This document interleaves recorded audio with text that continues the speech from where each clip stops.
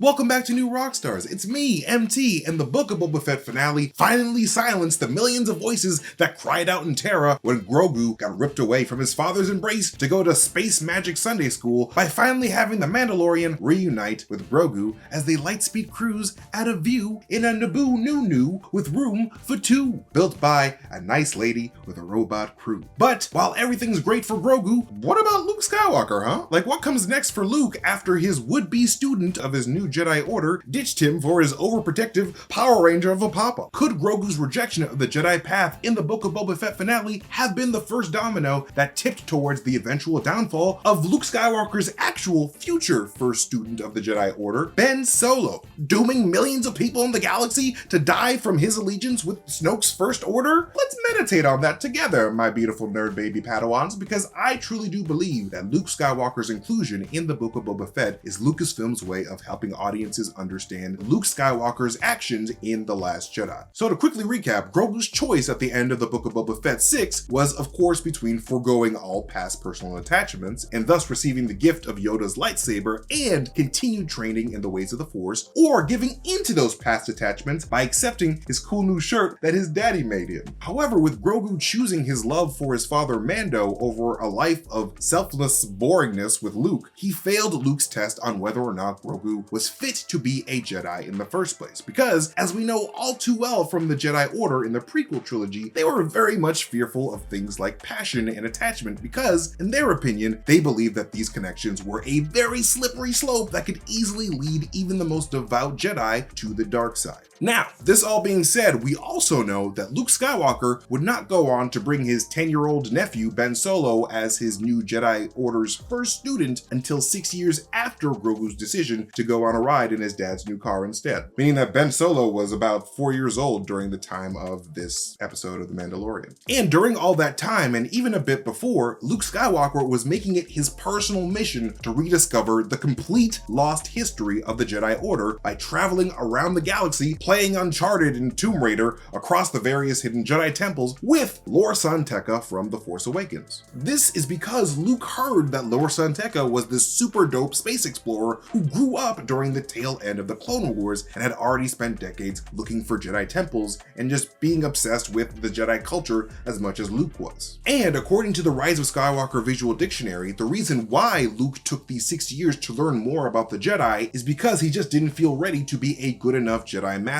to a new generation of Jedi. Not without first learning of the deep history of the Jedi versus Sith struggle that caused his father Anakin to be led astray and annihilate trillions of people in the first place. Now, if you grew up collecting Pokemon or Magic the Gathering cards and want something to scratch that competitive collecting itch, Raid Shadow Legends has over 600 champs waving at you, ready to collect and do battle. Use the links below to download Raid to your mobile phone or PC. One of the most fun parts of the game is opening up shards to get new champions. Let's open up some sacred shards. Ooh, Sanguina, okay, no big deal. Miscreated Monster, very cool. He's a big Frankenstein guy. That's a great support champion. Oh dang, a legendary champion, Saito. He's a cool, samurai-looking hard hitter. That's gonna be a big help to my account. Raid's got a ton happening this month with a fresh rotation of the brutal Hydra boss and a ton of events and tournaments every single day, including some special Valentine's Day events where you can get your hands on a brand new legendary champion. This is the best time to get started in Raid, and if you click my link in the description or scan the QR code here on the screen, you'll get cool bonuses. We're talking a free epic champion, Aina, 200,000 silver, 1 energy refill, 1 XP boost, and 1 ancient shard, so you can summon awesome champions as soon as you get in game. And all this treasure will be waiting for you here. Luke knew all too well that those who do not learn from the past are doomed to repeat it. And this is where Grogu's choice comes most into play, because unfortunately, despite Luke's desire to learn from the past, Luke had no idea that his obsession over the Jedi and how they did things in the past was fueled primarily by his own biggest flaw, his immensely deep fear of the dark side, undoubtedly rooted in what he saw the dark side do to his father, Darth Vader. I believe that Luke's fear of the dark side, coupled with his blind idolization of the Jedi Order, caused him to miss the Jedi Order's biggest flaw, one that we the audience saw all too clearly with Anakin's dark decline: the removal of choice. Because one of the biggest contributing factors to the creation of Darth Vader in the first place was the very stringent commands of the Jedi religion. The Jedi feared that passionate emotions like love could lead people to attachment that could then lead a powerful Jedi weapon towards tempting dark side feelings of suffering and hate. So they swore off all feelings of passion altogether, which sounded like great advice to them until, you know, the strongest Force user of all time fell in love with Natalie Portman and then started having visions of her dying. And that's when Yoda's "just let it go, man" type of approach just didn't cut it out for Anakin, leading him to pursue dark side methods of saving the woman he loved. Because instead of having a balanced view of the Force like Qui-Gon did, and accepting that Anakin Skywalker was a human being with emotions that needed help navigating those emotions, the Jedi Creed merely just told him to just let Padme go. Let's let her die, like, don't even worry about it. And because Luke Skywalker was just this huge Jedi simp for everything about Jedi history and loved everything about the Jedi Council, from a distance, he just blindly mirrored their flawed ideology with Grogu, who was a literal baby. So yeah, unfortunately, Luke likely learned the wrong lesson from Grogu's choice to be with the Mandalorian, and now fears